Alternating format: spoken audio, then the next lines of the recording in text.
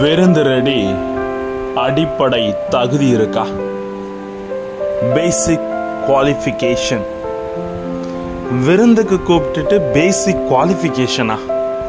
அதாவது அலட்சியமும் வரல, ஆனா வெளியே இருக்கிற எங்களை எல்லாரும் கூப்பிட்டாங்க, வந்த எங்ககிட்டயும் பேசிக் குவாலிஃபிகேஷனை கேட்கிறாரு. அந்த பேசிக் குவாலிஃபிகேஷன் திருமண ஆடை. இது எந்த விதத்துல நல்லா இருக்கு சொல்லுங்களேன்? கூட்டவங்க யாரும் வரல, சரி மற்ற எங்களை அழைச்சும் போது நாங்களாவது மதிச்சு வந்தோம், எங்ககிட்டயே பேசிக் குவாலிஃபிகேஷன் கேட்டா இது என்ன நியாயம் அப்படின்ற ஒரு உள்ளுணர்வை சிந்திக்க கடவுள் என்று அழைக்கிறார். ஆமாங்க, எல்லாவற்றிற்கும் ஒரு அடிப்படை தகுதியை நம்ம உருவாக்கி கொள்ளுகிற பொழுதுதான் நிலையாக இந்த வாழ்க்கையில் நான் நிலைத்திருக்க முடியும் என்று இறைவார்த்தை சொல்லித்தர விரும்புகிறது. வார்த்தையோடு கடந்து சிந்திக்கலாம் வாங்க. Praise the Lord. இயேசுவுக்கே புகழ், இயேசுவுக்கே நன்றி. இறைவனின் அருட்கரமும் அருளாசிரும் உங்களோடும் உங்கள் குடும்பத்தோடும் நிறைவாக தங்கிட உங்களை நான் வாழ்த்துகிறேன். அன்பில் இனியவர்களே, இயேசு கூறிய திருமண விருந்தின் ஓமையை என்று நமக்கு சில உண்மையை சொல்லித் தருகிறது. தகுதியுடையவர்கள் விருந்தின் அழைப்பை புறக்கணித்ததால் தகுதியற்றவர்கள் என்று கருதப்பட்டவர்கள் விருந்தின் அழைப்பை பெறுகிறார்கள்.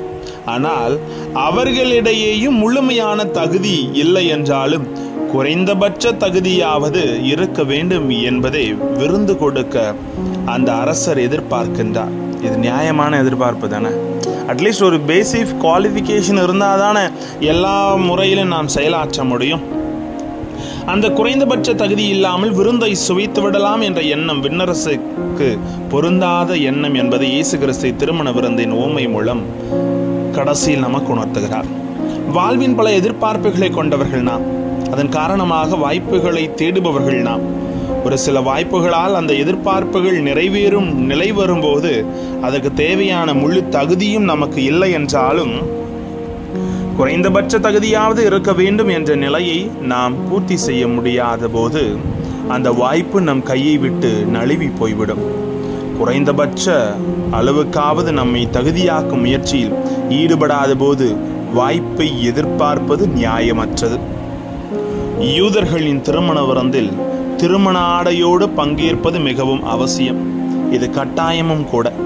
அதை அறிந்தும் திருமண ஆடையின்றி ஒருவன் கலந்து கொண்டது ஏற்கப்பட முடியாதது. திருமண ஆடை உடுத்தி பங்கேற்கும் முயற்சியில் அவன் ஈடுபட்டு இருக்க வேண்டும். அதை குறித்து அவன் சிந்தித்தாவது இருக்க வேண்டும். தவற விட்டு விடுகிறான். அரசன் அவனை பார்த்து, தோழா, திருமண ஆடையின்றி எவ்வாறு உள்ளே வந்தா என்று மத்தேயு 22:12 கேட்கிறார். அவர் கேட்டதற்கு அவன் வாயடைத்து நின்றது. அவன் திருமண ஆடை பற்றி சிந்தித்து கூட பார்க்கல என்பதை நமக்கு தெளிவுபடுத்துகிறார்.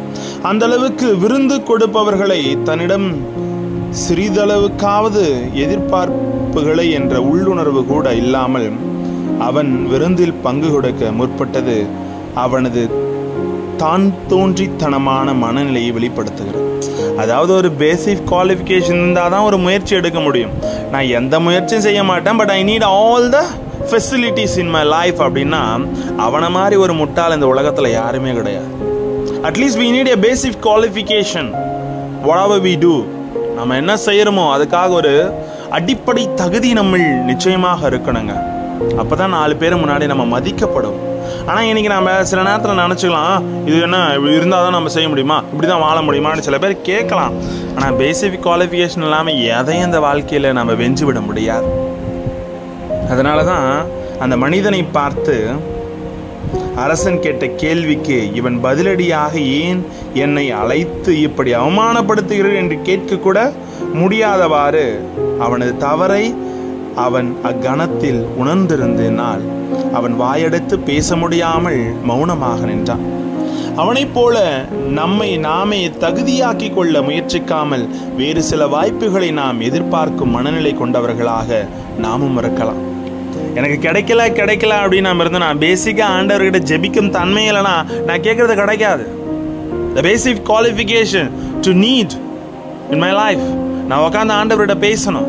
திருப்பாடல் 46:10 சொல்லுது, எனில் அமைதி கொண்டு நானே கடவுளை அறிந்து கொள் என்று. அவர் பாதம் அமர்ந்து அவரே உண்மையான கடவுள் என்று ஏற்றுக்கொள்கிற மனிதன் நிச்சயமாக ஒரு முழு தன்மை அடைந்தவனாக வெற்றி கிடைக்கிறது. ஆம் அன்புக்குரியவர்களே, நம்மால் இயன்றதை கூட செய்யாமல் மற்றவரிடம் எதையாவது பெற்றுக்கொள்ள வேண்டும் என்ற எண்ணம் நம்மிடம் இருக்கலாம்.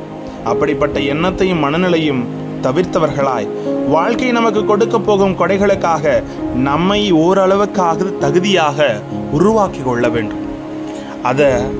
அந்த திருமண விருந்துக்கு வந்தவன் மறந்துடுறான். விருந்துக்கு கூப்பிட்டாங்க, பட் பேசிக் குவாலிஃபிகேஷன் திருமண ஆடையை போட்டுக்கிட்டு போகிறது. ஆனால் அது கூட இல்லாமல் அவன் போகும்போது தான் அவன் தூக்கி எறியப்படுகிறான். சில நேரத்தில் நாம் இதை தவறாக புரிந்து கொள்கிறோம். விருந்துக்கு கூப்பிட்ட மனுஷன் தூக்கி போட்டுடுறாங்களேன்ட்டு. பட் 4 பேர் முன்னாடி நான் நிற்க என்னையே தகுதி உள்ளவனாக மாற்ற வேண்டும்.